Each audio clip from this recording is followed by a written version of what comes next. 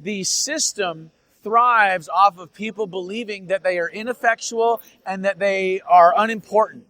Yep. Okay? They make the system thrives off making people feel small and insignificant. Think about it.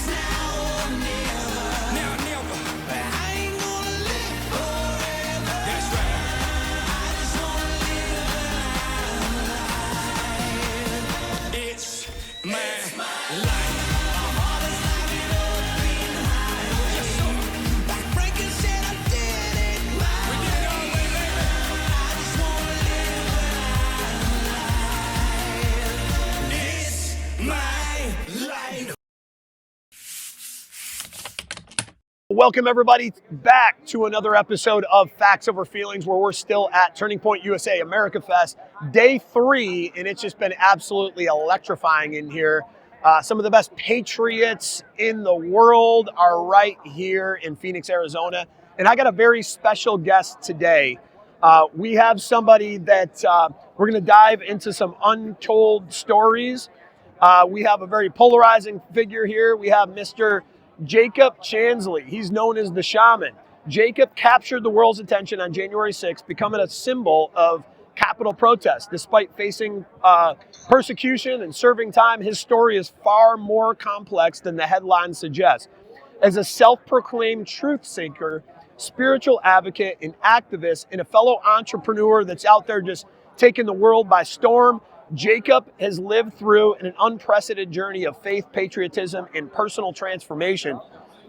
Jacob, welcome to the show, my friend. Thank you so much. Quite the introduction. I don't think I've had a good introduction like that ever. Right. So I want to honor you the way you deserve to be honored. Thank my friend. you. And where we like to start off every show with is asking. We want to hear a little bit more about your story and your American dream story, and then even go to some of your entrepreneurship.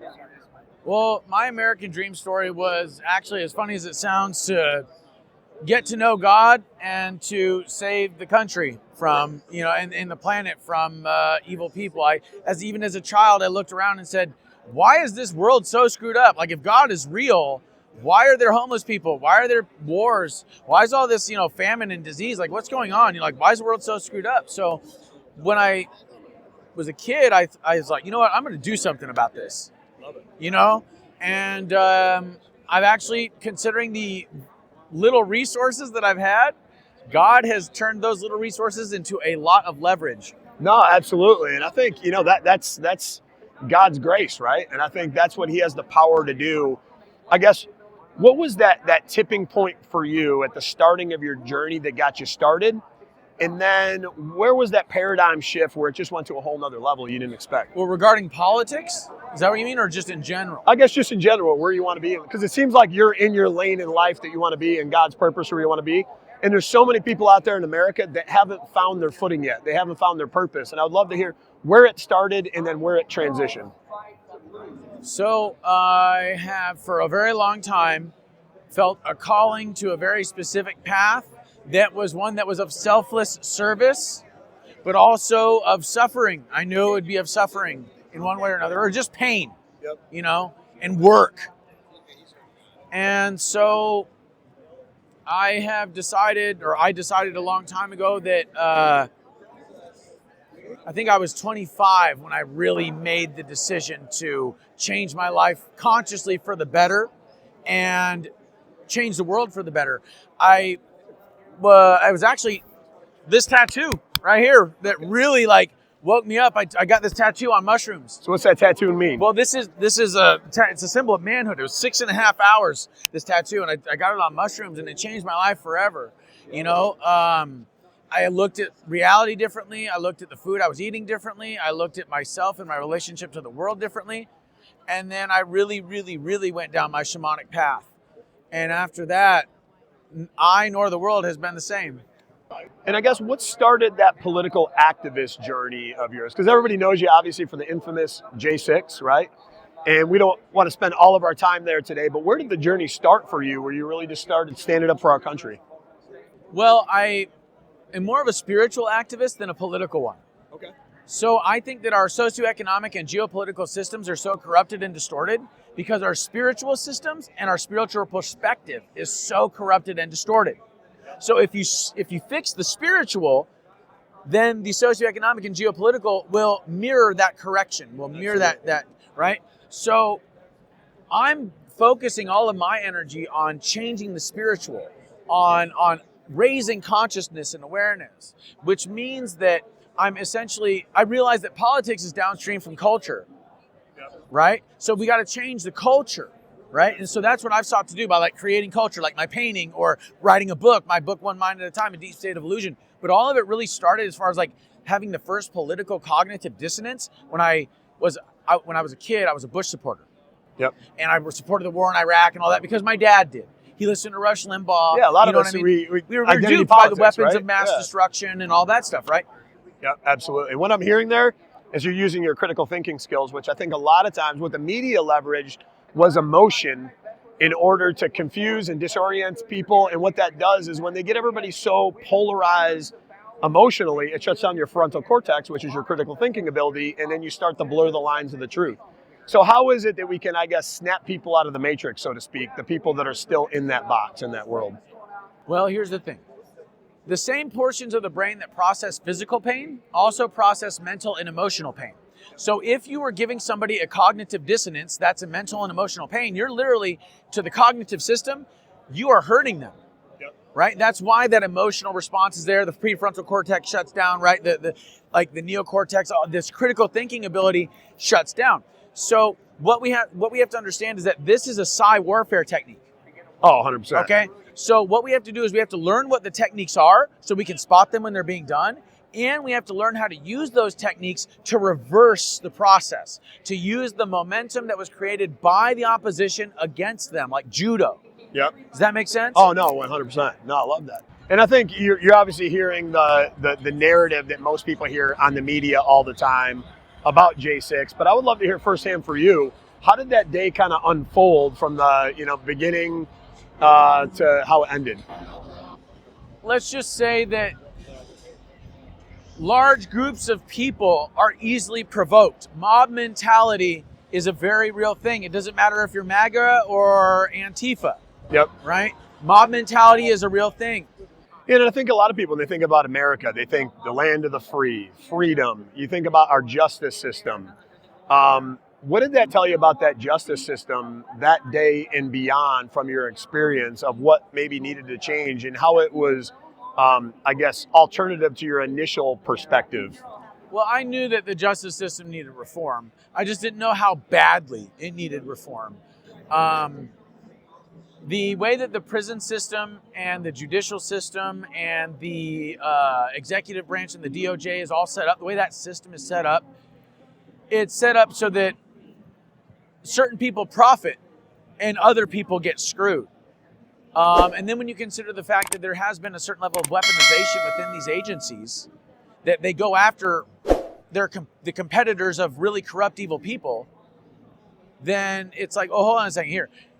You're using the government to ensure your economic stability. That's illegal. Yep, You know what I mean? absolutely. Like, wait a second here. So the system really needs reform. And I guess what was the personal experience like there? Because I look outside looking in, it must have been during the time you had to endure that like a living hell, and there had to have been a lot of uncertainty in between there. And I think a lot of people don't see behind the veil and the curtain of how they really perverted our justice system. And what would you like to share, I guess, with the audience in terms of your personal experience, what you had to go through? There is no test without a testimony. I'm sorry, there is no testimony without a test. That's what I meant to say. There is no testimony without a test. So God is going to test you and your faith. But so long as you remain true and you keep praying and you have faith in God, God will come through for you, especially during the hard times. One of the things that we have to remember, though, about suffering or hard times is that only when the conditions have gotten harsh have our genes mutated to the point where we evolve beyond the harshness and begin to thrive in the presence of the environmental pressure. Absolutely. Right? So in one way or another, what's funny about this oppressive government, what's funny about all the crap in the media is that they've actually brought us all together. Oh, for sure. You know what I'm saying? They don't want to admit that on the surface level, but at the end of the day, when you actually look at the outcome of the election, there's a pretty darn good Not amount of just that, unity there. I'm also talking about, like, for example, RFK Jr. Yep. Like, what would it have taken to get RFK Jr. and Donald Trump on the same team? You know what I'm saying? And then you think about this, like, all of the other underdogs that were marginalized by the system and told to shut up, sit down, you're not good enough, or you're going to go to jail if you keep talking about that, or whatever. Those are the people that are in the Trump administration. So all the people that the government has been giving the middle finger to for a very long time are now going to be in these government agencies reforming the system the way that they know it ought to be. And and I think it was really God's plan and God's timing, because had Trump won that second term, we wouldn't have had the same opportunity that we had today. And I think what's been missing in America for quite some time is people lost gratitude for what we have. And that's why you always see, you go to New York City, you go to California, it's the immigrants that are always the most grateful, because they were the closest vicinity of not having what we have in America. And all the people that have been here for decades to come, they've just lost sight of what the milk and honey, the thing we got. And I think what that did is it brought some of that back. And I really do think people are going to start to be a little bit more grateful after we almost lost what we lost. What do you think? Oh, yeah. I think patriotism is going to be coming back in, full swing. But the funny thing is that it's easy to be a patriot when your country's on top. It's not easy to be a patriot when you have a tyrannical government trying to control you.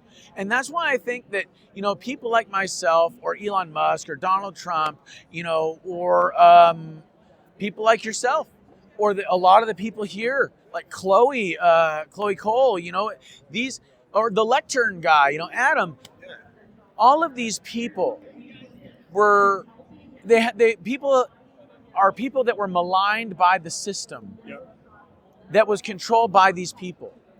And I think now more than ever, we're seeing the seeds of a American Renaissance beginning to burst through. Yeah, it's a collective consciousness that came together. They were trying to keep us apart, and now, like, we got some momentum. We're now unified. And we say this a lot on the different episodes too, is I believe there's probably, it's half and half. There's half the people that are kind of breathing a little bit easy right now. They're sitting back and they think that we won. But there's the other half that really know the reality.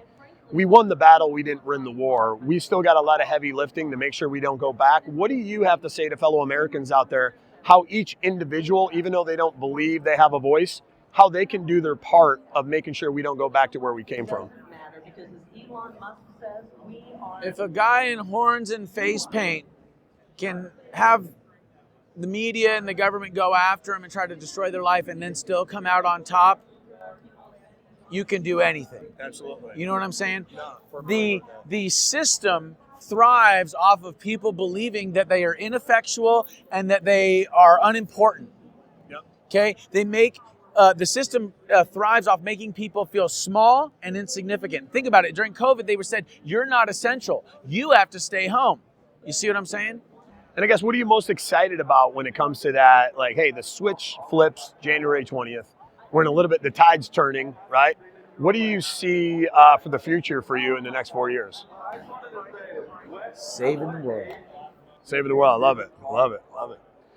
Well, man, it's been an absolute pleasure having you on here. Pleasure has been mine. I love talking to you, wrapping it. We could go for hours, and I think you provided tremendous value to the audience. And as we're wrapping up, a couple final questions before we ask the final question, what Facts Over Feelings means to you, is if you had the executive pen authority of our great president, and you could wield that pen on any one thing to shape and shift the landscape in America in some capacity, and that was going to be your legacy for years to come, long after you're gone, what would be that one thing you would use that pen for? Education. I love it. Without a doubt. Love it. And I guess last but not least, what does Facts Over Feelings mean to you personally? Objectivity is important. Subjectivity leads people astray, and it causes them to deceive themselves. Feelings are hard because you can have multiple feelings about something at the same time. Yep. But the facts are the facts. You can have multiple feelings about a fact, Yep. but that doesn't change the fact. Yep. For example, a man is born a man. A Yep. woman is born a woman. There's not No amount of 7,232 hormones, genders. Yeah, no amount of surgeries is going to change that. That's a fact. Sorry, you were lied to. Absolutely. And sometimes they'll look at that as a lens of compassion. Well, you got to be compassionate. Well, you know what? I think that's the opposite of compassionate, because allowing people to believe the lie, look what it's doing from a destructive standpoint to the lives. So when I stand up against that, what I tell people is I am being compassionate by doing the thing that most people aren't doing, being bold and standing against it so we can stop the death and destruction with our children. Precisely. Exactly. Well, I appreciate you, my friend. Thank you so much for coming on the show. My and pleasure. Look forward to staying connected. Thank you for being such a patriot for our great nation. God bless. God bless you.